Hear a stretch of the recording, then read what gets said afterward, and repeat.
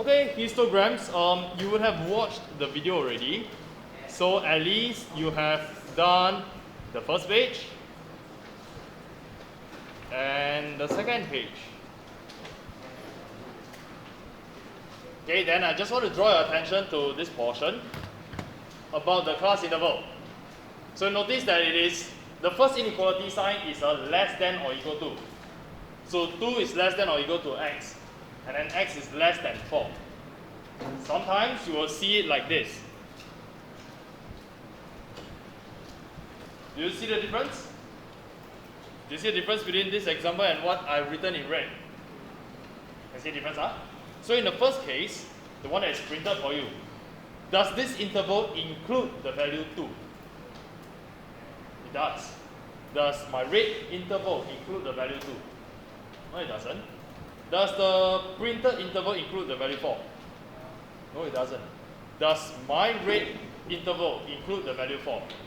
Yes, you need to know the difference, huh? You must read the question carefully. Sometimes they will use this, but most of the time they will use what is in red. Most of the time. Okay, so this construction of the histogram, you should have also done it. Now for the interpretation again. So very similar type of question to our first two set of notes in this chapter 11. Just introduce you a diagram, whether it is plot diagram, stem and leaf, or this histogram. Then your job is to find the mean, median, mode, and etc. Okay, so here, the height of each rectangle shows the frequency for each class interval. The height of each rectangle shows the frequency. And here you have the model class interval. You just look for the one with the highest frequency. Same. And the highest frequency is this bar in the middle. So it ranges from 3.4 to 3.6.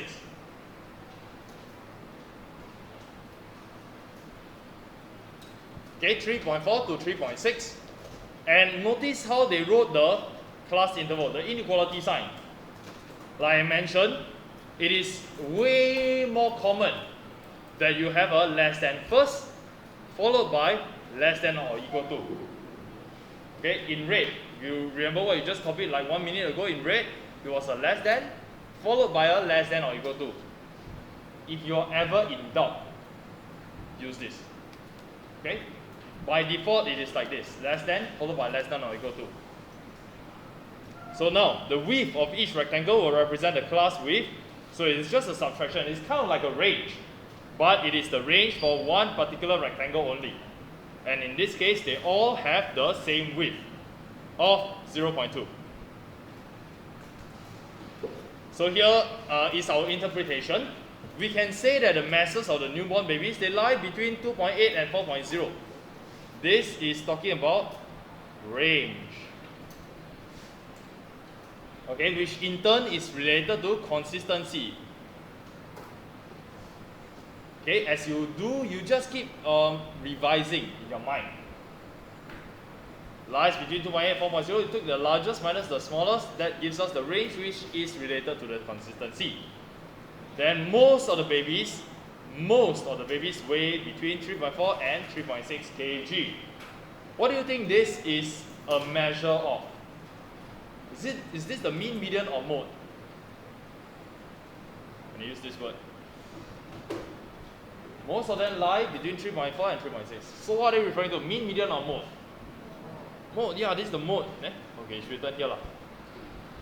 The model class interval.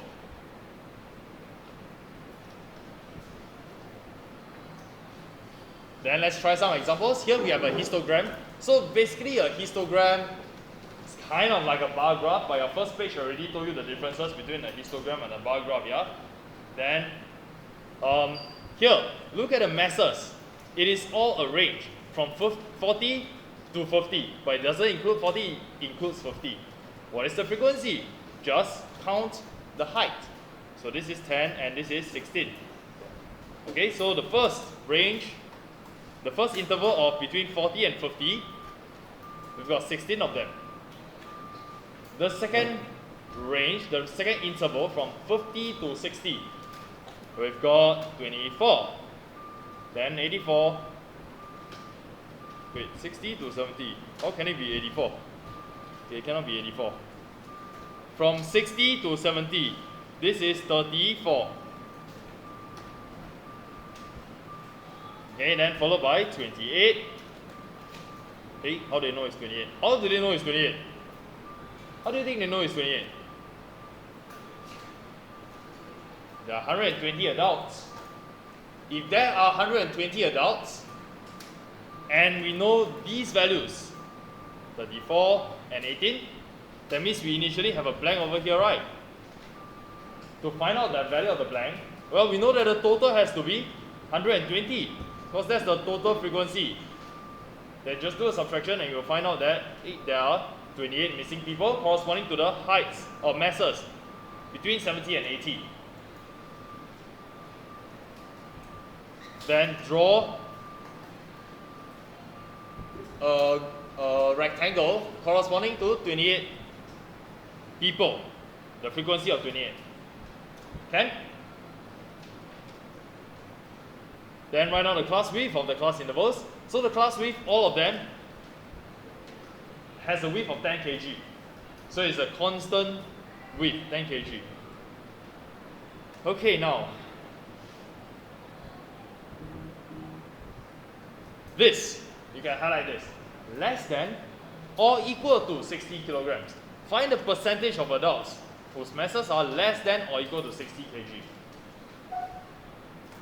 If we rewrite this as an inequality, less than or equal to 60 kg, is this correct? Is this less than or equal to 60 kg? Daniel, is this less than or equal to 60 kg? What I wrote? Is this less than or equal to? Or is it just less than? It is just less than, right? So I need to add another line at the bottom. Now this is less than or equal to 60 kg. I want to find the percentage of the people whose masses are like in this range. So I look for those people, and they are found over here. These are the people whose masses are less than or equal to 60 kg.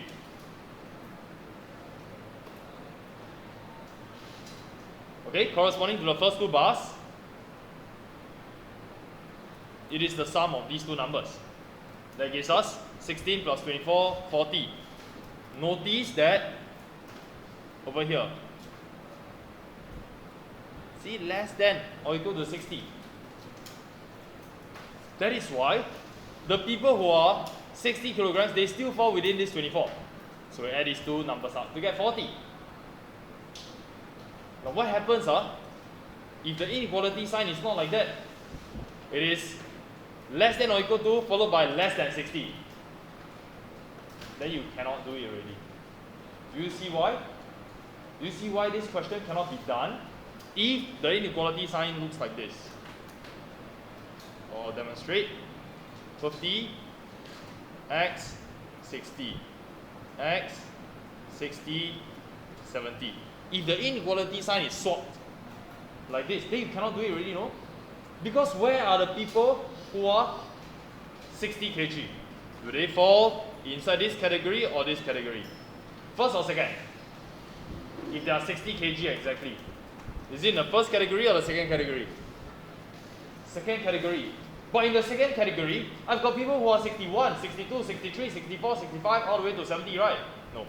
All the way to less than 70.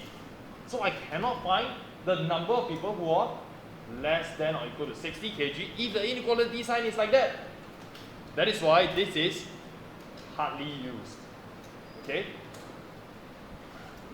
Only because we have a less than or equal to 60 kg in this table, then we can add up 60 and 24 confidently to give us the number of people who are less than or equal to 60 kg. So we divide that by 120 times 100%, all the same. Okay? So, I sound like a broken record, but I have to say it. Should we leave it as 33 and 1/3 or 33.3%? 33 and 1/3, why? It's exact, no need round off. So adults with mass more than X kg are considered overweight. Now they tell us that 46 of them are overweight. So 46 are overweight. Overweight means heavier weight. We start counting from the back. The last 46 of them are considered overweight. So where are the last 46?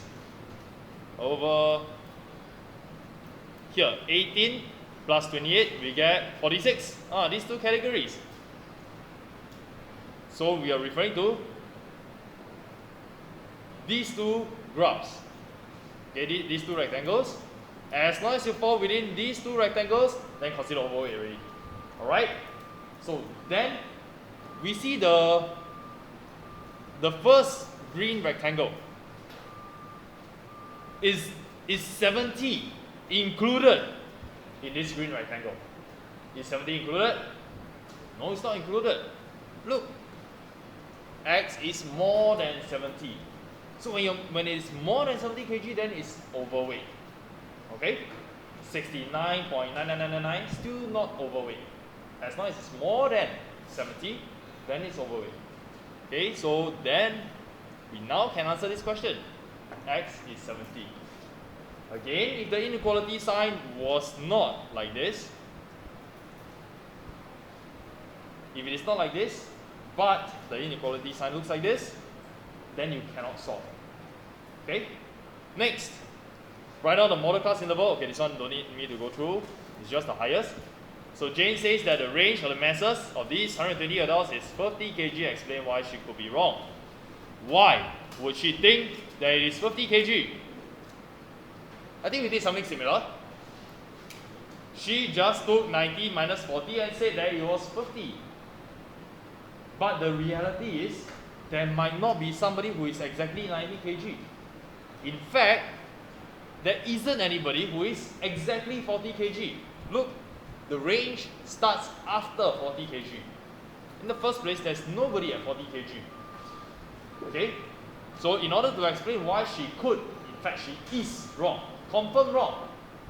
The reason is because we don't know the raw data. The largest mass and the smallest mass. Okay, the largest mass may not be 90 kg. And the smallest mass is not 40 kg. Therefore, the range will be smaller than 50 kg.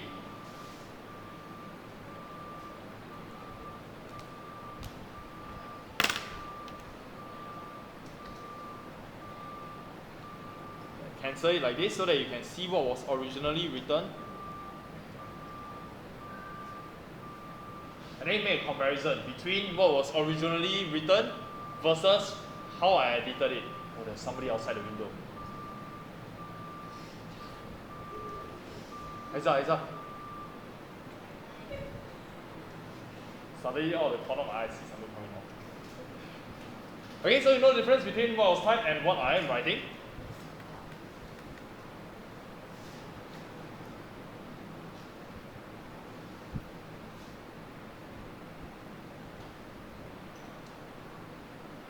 Why is it that the largest mass may not be 90, but the smallest mass will not be 40?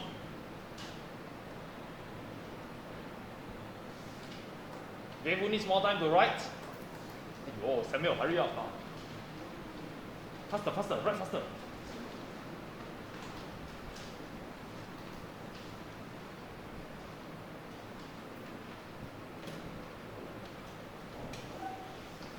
We all stress, Samuel. Finish? Okay. Then next question. Practice 2. Do you remember what this symbol over here represents? The crumpled symbol? Because too much extra space over there, we crumple everything up. Okay, you can try this question by yourself. Then once you're done, you just look up and check your answer. I don't think you have problems with this. These are the lines to be drawn.